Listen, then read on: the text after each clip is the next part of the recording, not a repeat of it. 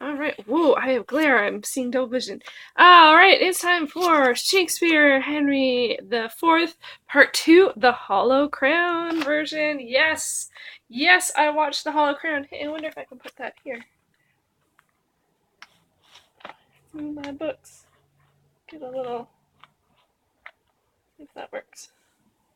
Hey, look at that! Hey everyone, it is Shannon. As you can probably notice, I've changed locations. I've started to clean up my apartment and continue to unpack, and part of that process means the sort of uh, things were temporarily where they shouldn't, and I was vlogging there very often, and so I had to find somewhere new. So I don't know if this will always be where I'll vlog, but we'll see. We'll see what happens. Anyhow, back to the Hollow Crown version of Henry the Fourth, Part 2. Okay, so spoilers for Henry the Fourth, Part 1, and actually Part 2. I think I'm just going to talk about this pretty openly. I've already done a vlog all about Henry the Fourth, Part 1, the play, so this is the film version, or the mini-series version, starring Jeremy Irons as Henry the Fourth, and also starring Tom Hiddleston as Prince Henry, or Hal, or Harry, and Simon Russell Beale. Yes, I did have to look it up as Falstaff. I know him. He plays a great character on Penny Dreadful, so that's where I recognized him from. And this play, or this production, really, it's a tough one because like it follows Henry the Fourth, Part 1, so it's like, you know, the rebels have lost, but they're trying to regroup, and then the king is ailing, and Falstaff is trying to avoid, you know, everything as he does, and there wasn't actually that much of Prince Henry. I thought there would be more of him, you know, because he really stood up and, you know, said during the first part, okay, I'm gonna stop playing around and hang out with the folks at the pub, and I'm gonna start, you know, doing this royalty thing, and like, you know, fighting alongside my dad. But like in this one, he's actually not even in it that much, and you know, he's still hanging around Poins, but not so much Falstaff. There's and the overwhelming tone of this is downtroddenness. There's a theme of disease in a bit of a way because the king is ailing. We also have that Falstaff is feeling the weight of age, and there's everyone's, and Miss Quickly from the tavern is so sad and annoyed at Falstaff, and it's just like, you know, it's like there's not a lot of joy in this one, and there doesn't always have to be. Like, I prefer sort of enjoyable stories, but there doesn't always have to be. But for this one, I was really having to search for things to enjoy, things to appreciate. And some of the acting was quite good. Jeremy Irons is really good in this. I think because I think the first thing I saw him in was Dead Ringers, and so I just have this sort of like aversion to him. But he's a good actor, and but it was so, there's this great speech about sleep, and that he has, and about the inability, and that how elusive this sleep is, and I don't know what they were thinking. Like, some of it's good, but so much of it is from so far away, and he's so small, and he's not even walking towards the camera. You can't see him, and I did find, especially with the first part, I found it really hard sometimes to understand the actors, and not just the Shakespearean-ness of things, but just sort of like the accents and everything. Jeremy Irons, I understood him clearly, but it's like, it's just seeing the actor act, not just hearing their voice. It felt like narration. It felt like voiceover. Not really. His acting is extraordinary. There's this one moment between one of him and his sons where he doesn't even have a line. He just reacts to something his son says, and oh, actually, that might have been like my favorite part of the whole thing. It's just this really great expression that he has on his face, like, well now, like, you know. It was wonderful, but wow, wow, there, anyway, there's so many, like, there are like little moments like that, but you know, some of the big speeches, like, not as much, although there weren't tons in this one. There is that one, and then at the end we have Prince Henry and King Henry have this, like, you know, it's worth it just for that kind of speech when the king is ailing, and there's a confusion over the fact that Hal thinks that he's dead, so he takes the crown. The king wakes up. He's like, "Where's the crown?" And, "Oh, you just want to go up there and be king now, don't you? Don't give a care about me. You just want the throne." And he doesn't even really want the throne. But I guess there's also this also a big thread of the story is that, starting with Richard II, how King Henry got the kingdom, got the title of king, was by taking it away from someone else,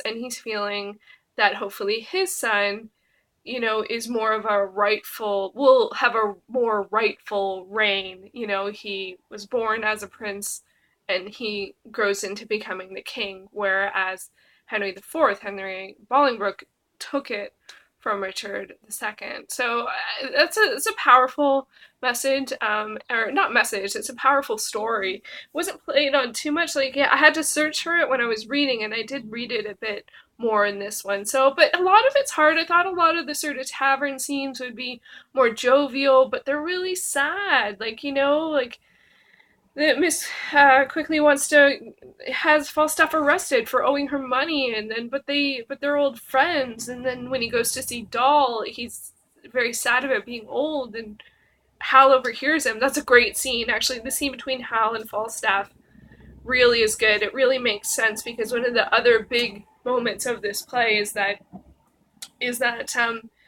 Falstaff comes to Prince Henry at the end when he becomes king, thinking he'll be accepted, thinking that they've always been friends, thinking that this is going to be okay, and Hal's not having any of it. He's like, "I don't even know you, old man," and it's so heartbreaking, and oh my goodness gracious, you really feel it. But for me, that felt so cold, and it is. But there's a scene earlier where Hal overhears Falstaff speaking badly of him in the tavern, and he asks him to admit it. Not to apologize, but to admit it. And it's like he said it to Doll, and Henry was in points. So everyone knows that he said it, and he denies it. He won't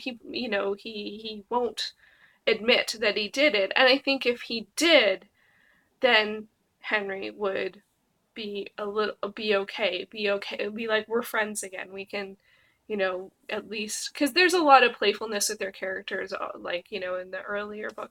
And but it comes down to, like, can you trust this person? Are you gonna lie, or are you gonna tell the truth? And he gave him the opportunity, and he decided to pass it off, and that, I think, was the breaking point. So the other really strange thing about this one for me was that I felt, like, in the book, or in the play, a big pivotal moment is that Prince John tricks the rebels to say that we're having a truce. He says to them, "We're going to have a truce, that's fine, send your armies home," but then he captures and executes the leaders, but not the army. So he says, "Your people," he basically, my interpretation was, "We don't have a fight with your peoples, but what you did was wrong, so you have to pay." But in this one, it's brutal. Like, they hunt them down, and there's lots of, riding people down on horses and killing people and stuff. And I was like, whoa, whoa, whoa, whoa. And even Prince John's character was much more malicious than I read him in the book. So I guess he's kind of annoyed because Hal is sort of off doing his old, like, same old, uh, and he has to go fight the rebels. So, it's definitely merited, but wow, I wasn't expecting it. Anyway, so that was interesting. The only other thing that I really wanted to mention was it was really awesome to see Iain Glen in this. He plays Warwick. He's sort of the confidant, right hand of the king, and he's really good. But it's hard. Sometimes it's like when you know someone from something else, it's hard to see them in a new role, because he's in Game of Thrones. He plays Jorah, and he's so wonderful in that, and he's very wonderful in this. And as always, my standard for is this do I like this person as a Shakespearean actor, or acting Shakespeare, and is if I can understand them. And I could understand him. Every word he said, I can understand him, and I appreciated that a lot. And he just, oh, he has a lot of presence, and he was very wonderful in this. And it was nice to have some warmth, because there's a friendship between him and the king, so at least there was that. But this one was tough. I gotta admit, it was tough. I'm really looking forward to going ahead and going with Henry V, given that that is. I don't think it's like moment to moment, goes from one to the other. But we are going to be following Hal as now King Henry. He is has a is coronated. That's not the right term. He becomes king at the end of this, and yeah, so there were some really good scenes, some good speeches. I think they mucked up a couple of great moments, but there were some other great moments that made up for it. But yeah, looking forward to Henry V. Henry V is actually one that I've seen. I think it's one that's done a lot more frequently. I know there's at least two versions, and I've seen at least two versions. I've seen the Laurence Olivier version as well as the Kenneth Branagh version, and I have the Kenneth Branagh version somewhere in a bag of stuff somewhere over there, so I don't know if I'm going to dig that out, but we will definitely be checking out the Tom Hiddleston version. And it was also on an episode of Star Trek The Next Generation. I don't know if there's just like the one speech that everyone calls back to, or what. I don't remember the rest of the story. Mostly remember that one speech. So we'll see. Let me know if the setup looks okay, and if I'll have to. Hopefully, there's not too much traffic. There probably is. I hope it can't be heard that much. But I feel like I look so pale. Anyway, Henry IV Part 2. Yes! 7th Shakespeare down. Looking forward to more. Alright, thanks for watching. Oops.